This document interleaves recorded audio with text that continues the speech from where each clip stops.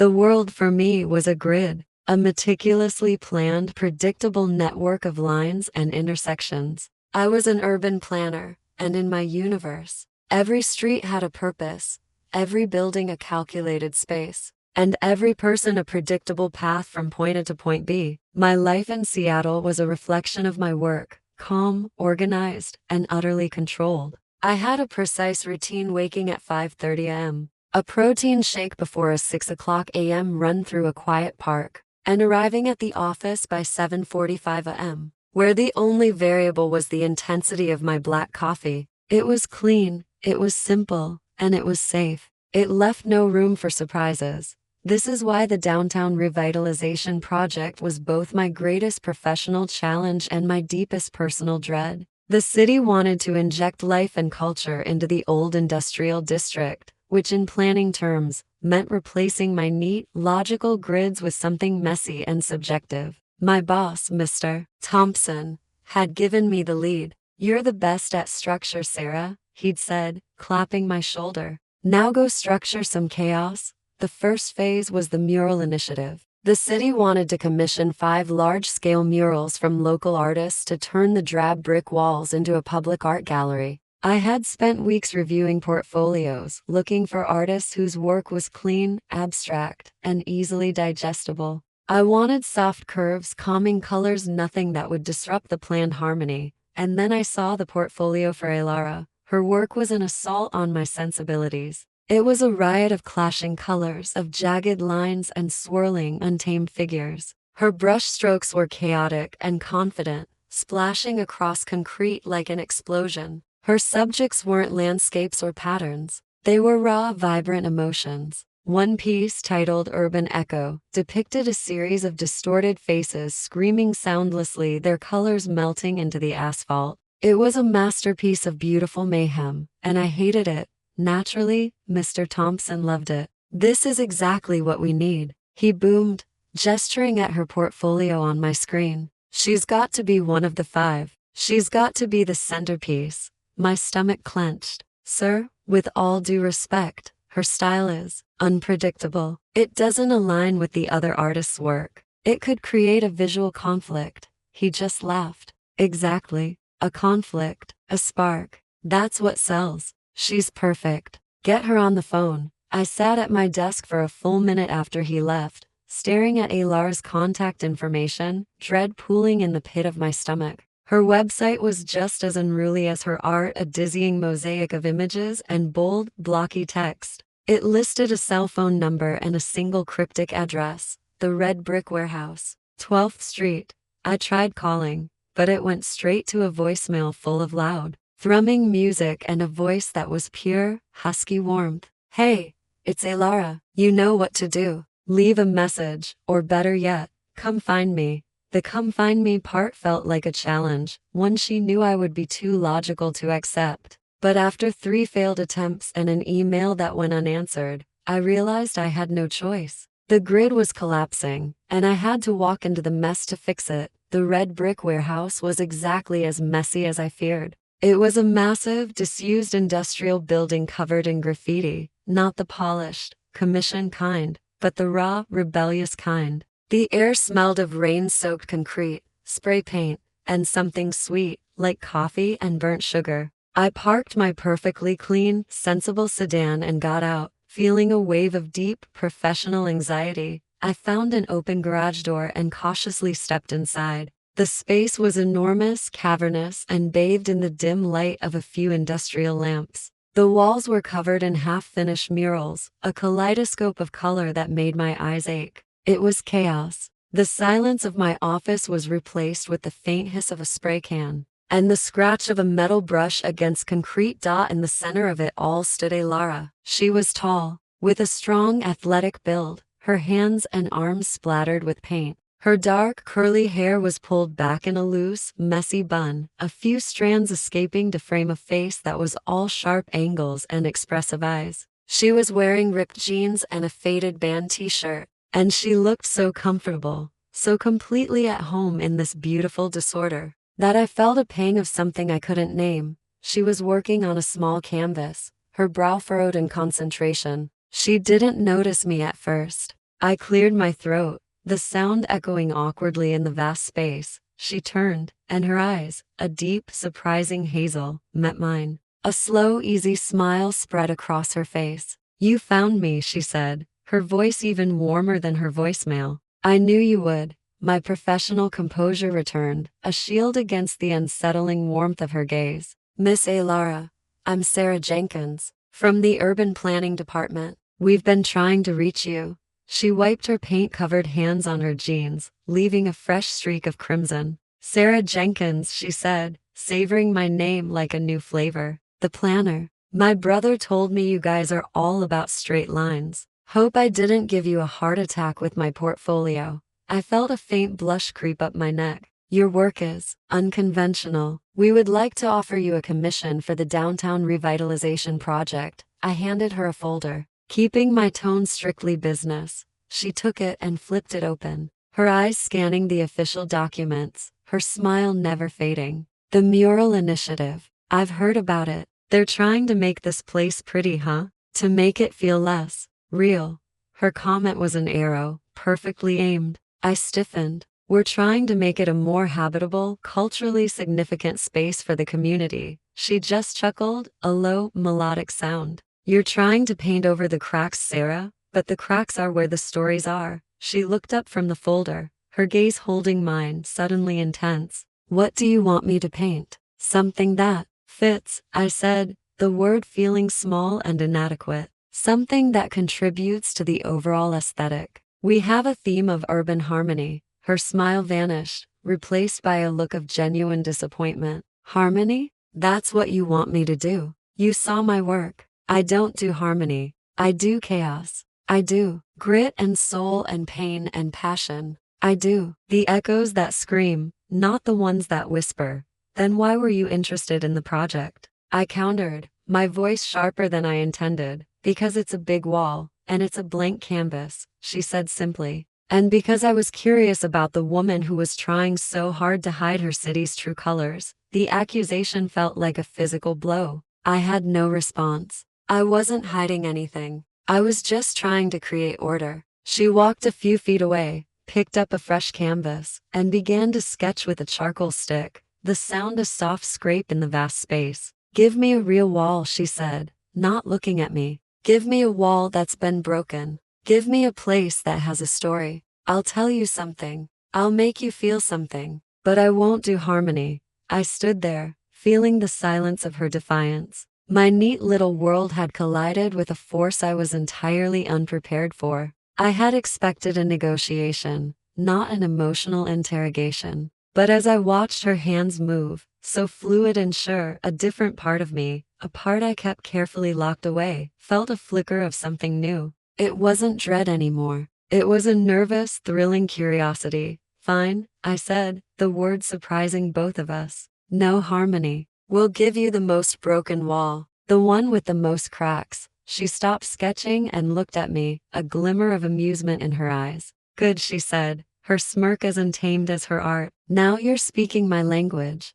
I left the warehouse with a strange feeling. I still had no idea what her art would look like, but for the first time in a very long time, I was excited by the unknown. I had stepped out of the grid, and I was terrified, but I was also alive. And a part of me, a very small part, wondered what else she could make me feel. The wall was, in a word, perfect. Located in a back alley between a defunct printing press and an old warehouse, it was a crumbling expanse of chipped brick, stained with years of rain and urban decay. There were visible cracks running through it like faded scars, and a splotch of stubborn graffiti that no one had ever managed to scrub away. My colleagues saw a problem. I saw Elara's canvas. It took a week to get the contract signed, a process she treated with a nonchalance that drove me insane. She'd initial a page with a paint-stained thumbprint and casually cross out clauses she deemed too corporate, forcing me to redo the paperwork 4 times. But she never once questioned my choice of the wall. When I finally handed her the approved site plans, she simply looked at the photos of the decaying brick and smiled a slow, satisfied smile.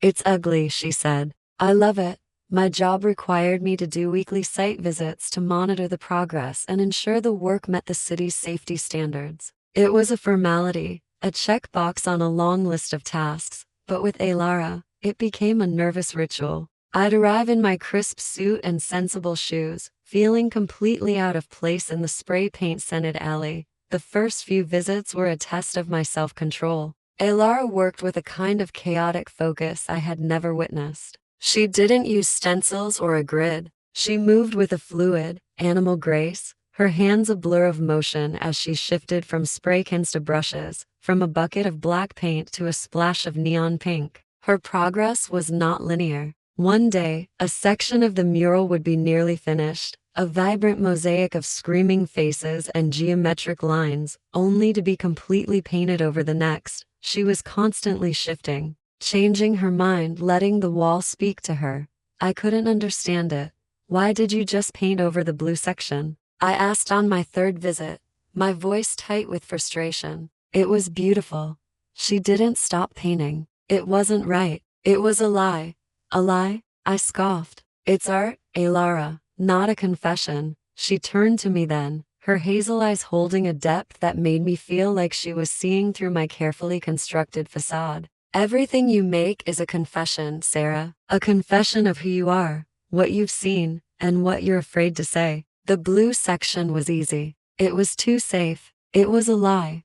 I had no response. She had a way of cutting through my professional persona, of looking directly at me, not the suit I was wearing. With everyone else, I was the one who was in control. With Elara, I felt like a puzzle she was slowly taking apart. It was on my fifth site visit that something changed. The Seattle rain, a constant presence, had turned into a downpour. I stood under the meager shelter of an awning, clutching my clipboard, trying to look composed as my hair started to fall limp against my cheeks. Elara was still out in the middle of the alley, a hooded sweatshirt pulled over her head, her concentration unbroken. I watched her for what felt like an eternity. The rain was washing the colors down the wall, mixing the paints into new, unexpected shades. Instead of getting upset, she laughed, a bright, full sound that cut through the grayness. She dipped a huge brush into a bucket of bright yellow and started painting a long, swirling line, letting the rain blur the edges. It was a beautiful, messy dance with the elements, a surrender to the things you couldn't control. After a few minutes, she stopped and walked toward me, a wide grin on her face. "You're going to get soaked, planner?" Before I could answer, she handed me a large, half-eaten bag of potato chips and a cold, dripping can of soda. "Here, lunch," she said, as if it was the most normal thing in the world. My stomach, which had been gnawing at me since my 6 a.m. coffee, rumbled in protest. I stared at the chips. I had my own pre-planned, carefully portioned meal back at the office. This was unplanned. "You eat a lot of chips," I said, trying to deflect. She just shrugged. "A person can't live on black coffee alone. You look like you're about to pass out." I blushed, completely disarmed. She had noticed. She had noticed my coffee habit, my tired eyes, the faint tremor in my hands from a missed meal. No one else had ever paid that kind of attention to me. They saw the confident, composed, professional. She saw the human being. "Thank you," I said softly, taking the bag. The salt and crunch were an assault on my carefully calibrated palate, but they were also a small, liberating comfort. We stood in silence, sharing the chips and the soda. I watched her work, no longer judging, but simply observing. The chaos on the wall was starting to make sense. It wasn't just a mess of colors. It was a story about struggle and resilience, and finding beauty in brokenness. When the rain finally let up, the mural was a blurry, magnificent mess of color. It wasn't what I had expected, but it was alive. She turned to me, her eyes shining with rain and paint, and a slow, serious look replaced her usual easy smirk. "You have a lot of walls, Sara," she said, her voice gentle, almost a whisper. "But I think a little color would look good on them." My breath hitched. She wasn't talking about my apartment. She was talking about me. And for the first time, I didn't feel offended. I felt exposed. But I also felt wanted. Not in a professional or logical way, but in a way that was new and terrifying and more real than anything I had ever felt before. The project was no longer a formality. It was a conversation. And I was desperate to see what she would paint next. The conversations on the wall became our new routine. My weekly site visits stretched into hours. I stopped bringing my clipboard and my carefully portioned meals. Instead, I'd arrive to find Elara sitting on a paint bucket, sketching, with a large coffee and a paper bag of pastries waiting for me. It was an unspoken invitation, and I always accepted. I learned about her through her art. She told me the stories behind the faces she painted, the echoes of people she'd seen on the street, the fleeting moments of joy and sorrow she'd captured. She spoke with a vibrant passion that was as magnetic as her work. In turn, she had an unsettling way of knowing things about me. "You like your coffee black because you don't like things to be complicated," she said one afternoon. Without looking up from her canvas, my heart skipped a beat. "That's a very literal interpretation." She finally turned to me, a smirk on her lips. "I think you're a person who likes to be safe. You build walls with straight lines and predictable schedules, but you're not as simple as you pretend to be. I see the colors you try to hide." Her words were both a challenge and a comfort. In a world where I felt like a spreadsheet, she saw a person. She didn't want to fix my walls. She just wanted to add a splash of color to them. One day, as the mural neared completion, she stood back, admiring her work. The chaos had resolved into a breathtaking narrative of the city's underbelly, a story of forgotten people and unspoken emotions. It was the antithesis of everything my professional world stood for, and it was undeniably beautiful. "It's done," she said, her voice soft with a mix of pride and exhaustion. A lump formed in my throat. I couldn't find the right words. "It's magnificent." She smiled, a genuine, unguarded smile. "I'm glad you think so. I'm proud of this one. It feels like a piece of my soul is on that wall." She glanced at me, her eyes shining. "And I got to share it with you." That night, after the last of her supplies were packed away, she drove me back to my car. The rain was gone, replaced by the soft glow of the city lights reflecting off the wet pavement. The air was cool and clean. As I got out of her beat-up old truck, she leaned over the passenger seat, her hands resting on the worn steering wheel. "It's finished now," she said, the playful light gone from her eyes. The project, I mean. The finality of her words hit me like a physical blow. The thought of my life returning to its predictable grid, without the weekly dose of her vibrant chaos, felt like a punishment. I didn't want to lose this. I didn't want to go back to being a supporting character in my own life. I swallowed hard, my voice a shaky whisper. "We still need to do the final inspection, the official sign-off." She just watched me, a small, knowing smile on her face. "You and I both know that's not what I'm talking about." My defenses crumbled. "No, it isn't," I admitted, my voice a little louder now. "Then what are you talking about, Sara?" she asked, her voice low and challenging. I want to see you again. For a coffee, or something. No work, no project, just us." She simply nodded. "I know." The air was thick with unspoken tension. She reached across the console, her paint-stained fingers gently brushing the back of my hand. The touch sent a jolt of pure, warm electricity through me. My skin tingled, and every nerve in my body was suddenly hyper-aware of her presence. "You're a lot more like your city than you think, Sara," she murmured, her voice a soft, intimate hum. "All straight lines on the outside, but messy and beautiful on the inside." And then she was gone. I stood in the quiet alley, the warmth of her touch still on my skin, and the world I had so carefully constructed felt like it was finally, irrevocably breaking. The next morning, the call came. Not from Elara, but from Mr. Thompson. "Sara, we have a problem. The mayor's office got a complaint about the mural. They're calling it disturbing and unprofessional. They want changes." A lot of changes.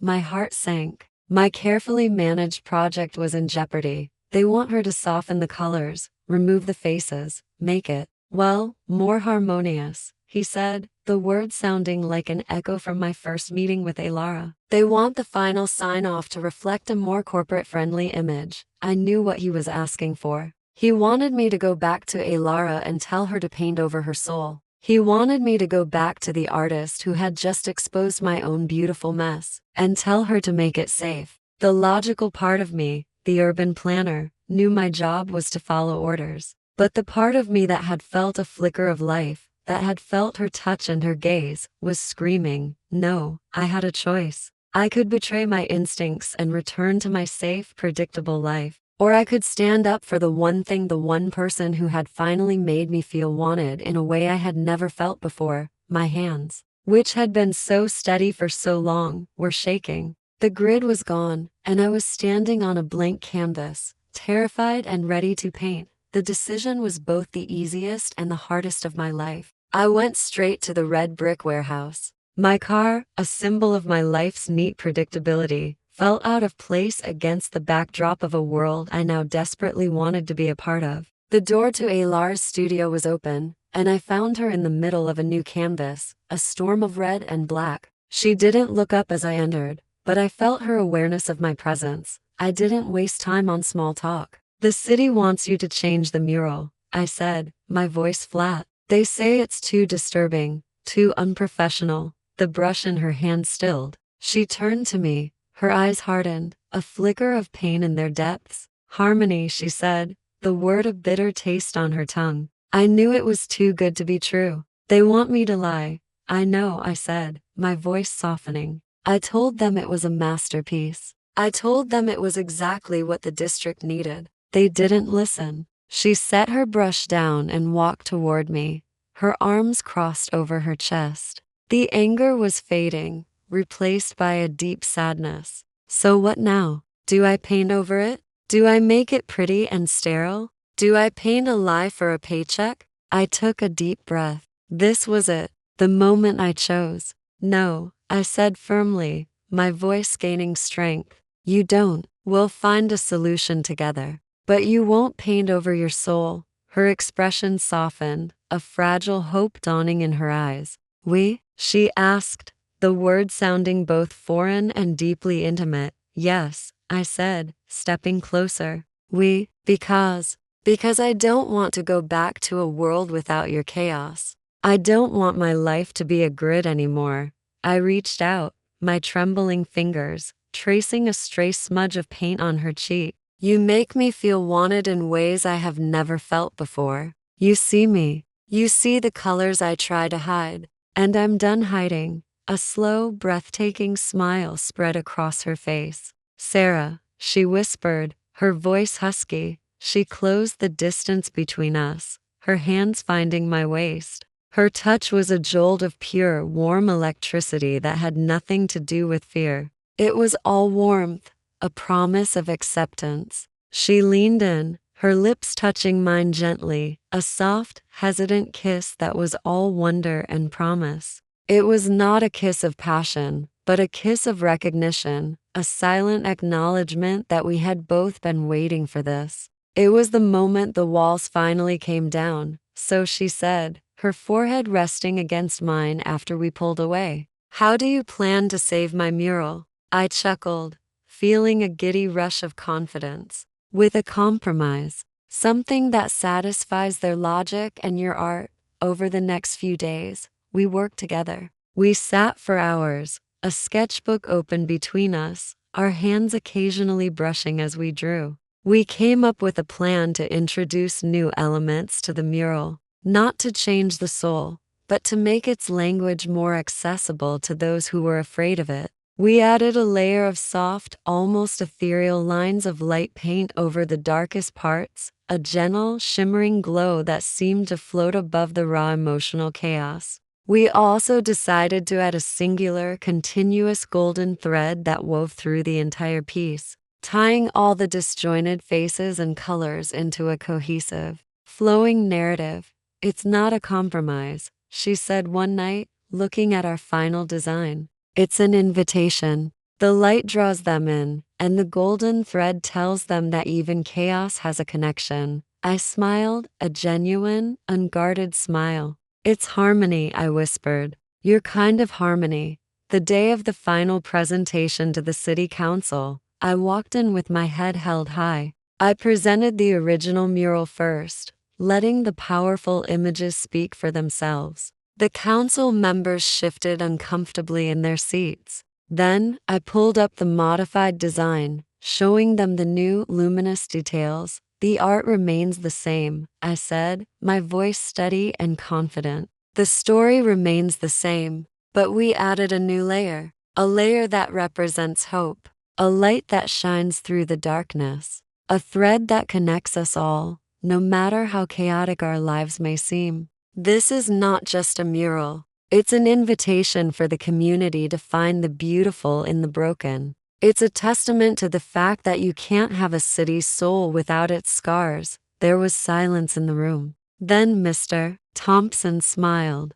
And then, a few council members nodded. One by one, their faces began to soften. My words, so often dry and factual, had resonated with them. My professional reputation was on the line, but my heart was on my sleeve, and for the first time, it felt completely right. The project was unanimously approved. I met Elara at the mural later that evening. She was sitting on a paint bucket, just as she had been the day I first saw her, but this time, her hands were clean and her face was illuminated by the soft glow of a street lamp. She stood when she saw me, a wide, breathtaking smile on her face. "You did it," she said, pulling me into a hug. "You fought for my chaos." I buried my face in her neck, inhaling the sweet, earthy scent of her. "I wasn't fighting for your chaos. I was fighting for our harmony." We spent the rest of the night walking through the quiet streets of the city, our hands intertwined.